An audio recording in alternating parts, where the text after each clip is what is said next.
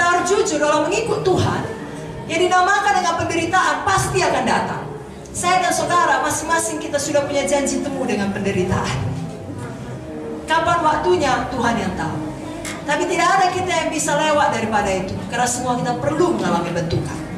Aniaya pasti datang, persoalan pasti datang. Tapi kita harus menetapkan hati, saya mau seperti Kaleb. Saya mau sampai kepada tanah perjanjian. Saya mau selesaikan maksud Tuhan dalam hidup saya. Saya harus punya ketekunan iman. Sekali lagi, Kaleb melihat sendiri orang-orang di sekelilingnya, teman-temannya bermatian. Dari generasinya hanya tinggal dia dan Yosua yang hidup. Hal itu tidak mudah, saudara. Saya masih ingat ketika kami dulu tinggal dengan Polang. Tiap kali ada temannya yang meninggal dunia, Polang akan datang pada kami dan bilang, sudah berkurang teman. Lalu pada akhirnya dia punya satu orang teman, Polang Sinuraya. Mereka sering ibadah sama-sama, mengunjungi sama-sama. Nah, setelah beberapa waktu, Polang Sinuraya belum meninggal. Lalu Polang berkata, nggak ada lagi kawan bujang. Dia berkata pada kami, saya waktu itu masih sangat muda, sekarang masih muda. Maksud saya tidak mengerti. Saya marah pada Polang dan berkata, Polang gimana sih? Kami kan kawan Polang semua. Lalu dia sabar terhadap saya. Ya. Tapi kalau orang-orang lebih tua tahu itu, ya tidak enak menjadi satu-satunya ya survivor, saudara. Bisa lemah imannya. Tapi Kaleb tidak demikian. Kita juga tidak demikian.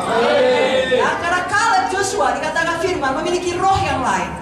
Bagi kita sekarang itulah dia Roh Kudus yang dikaruniakan kepada semuanya kita orang-orang percaya.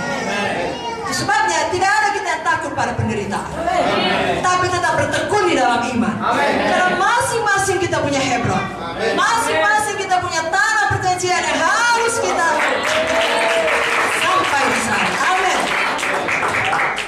Filipi 1 ayat 29 memang sudah mengatakan, sebab kepada kamu dikaruniakan bukan saja untuk percaya pada Kristus, melainkan juga untuk menderita untuk Dia. Kalau dalam 2 Timotius 3:12 dikatakan, setiap orang yang mau hidup beribadah dalam Kristus Yesus akan menderita aniaya.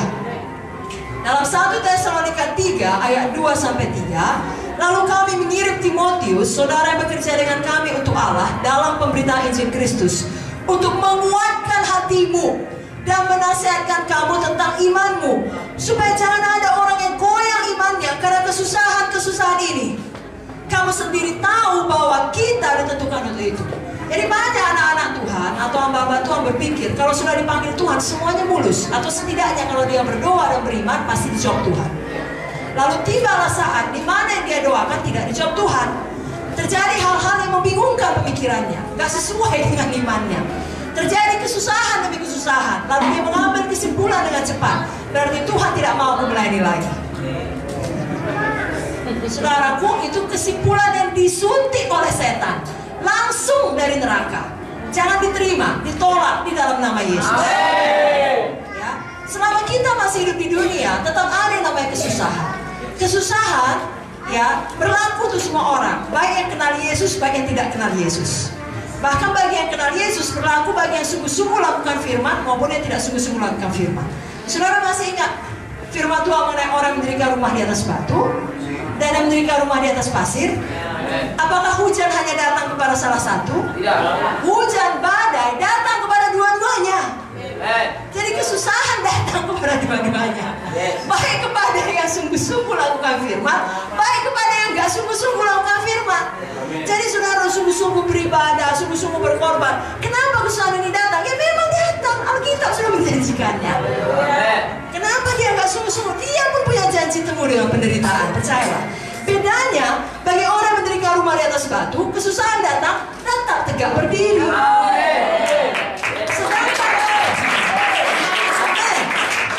Sedangkan yang tidak tadi, dia akan roboh dan besarlah kerusakannya. Kita tidak mau seperti itu. Kita mau tetap bertekun dalam iman. Saya bacakan beberapa ayat lagi untuk meneguhkan kita. Amin. Kisah 14:22. Di tempat itu mereka menguatkan hati murid-murid itu dan menasihati mereka supaya mereka bertekun di dalam iman. Semua berkata dan kuat, bertekun dalam iman. Dan mengatakan bahwa untuk masuk ke dalam kerajaan Allah kita harus mengalami banyak sengsara. Nah, masing-masinglah kita menjawabnya, apakah sudah cukup banyak atau tidak sengsara kita.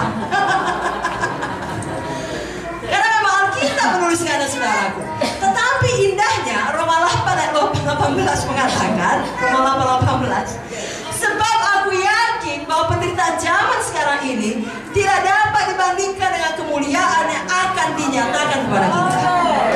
Jadi kalau saudara mengalami sengsara, saya kalau saudara makan hati, ya, sengsara perasaan, ya saudara tidak bisa berbagi kepada orang. Nah, saudara pikir kalau saudara ceritakan pun gak ada gunanya, justru memperburuk keadaan. Dan memang lebih baik tidak, karena kita mau selalu mengucapkan iman. Amin, saudara.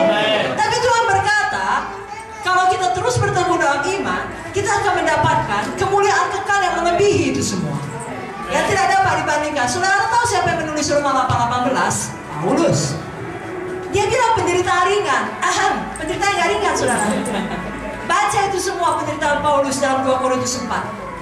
Gak ada sedikit pun ringan. Bahkan pernah sekali waktu terbuka itu punggungnya, orang pikir tentunya kau penjahat paling besar ya, karena banyak sekali lukanya. Tidak, ini tanda milik Kristus, dia berkata. Paulus itu dilempari dengan batu sampai ditinggalkan karena dikira sudah mati. Berarti sangat menderita. Kita tuliskan kapal karam, semua dialami. Tapi dia berkata penderitaan ringan. Sebabnya saya mau meneguhkan saudara, berapa berat pun penderitaan saudara, ingatlah Paulus. Amin. Kalau dia berkata itu penderitaan ringan, dia masih bisa berkata itu ringan. Jangan nanti kita malu di sorga. Biar kita juga dengan iman yang tekun berkata penderitaan ringan,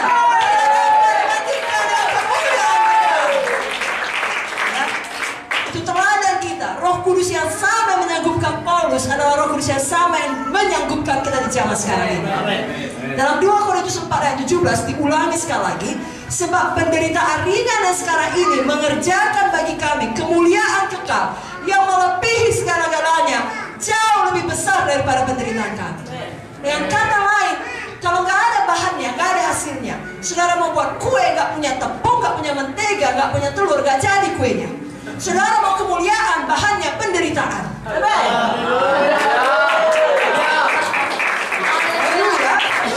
Yesus pun telah memberikan teladannya. Ya, dia harus kesalib baru kepadanya dikaruniakan nama di atas segala nama. Sebabnya saudaraku, kerap kali di dalam pengorbanan kita lah dilepaskan kuasa Tuhan.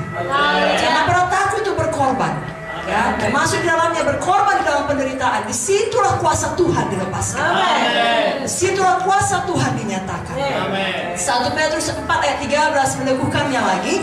1 Petrus 4:13, sebaliknya bersukacitalah sesuai dengan bagian yang kamu dapat dalam penderitaan Kristus, supaya kamu juga boleh bergembira dan bersukacita pada waktu Ia menyatakan kemuliaannya. Kalau di dalam ucapan bahagia Matius 5 jelas dikatakan bergembiralah dan bersukacitalah, karena demikian juga telah dianiaya nabi-nabi sebelum kamu, karena upahmu besar di sorga. Jadi kalau kita dianiaya oleh karena kebenaran, bukan karena dosa kita, mari kita bergembira dan bersukacita. Mari kita tekun beriman. Mari kita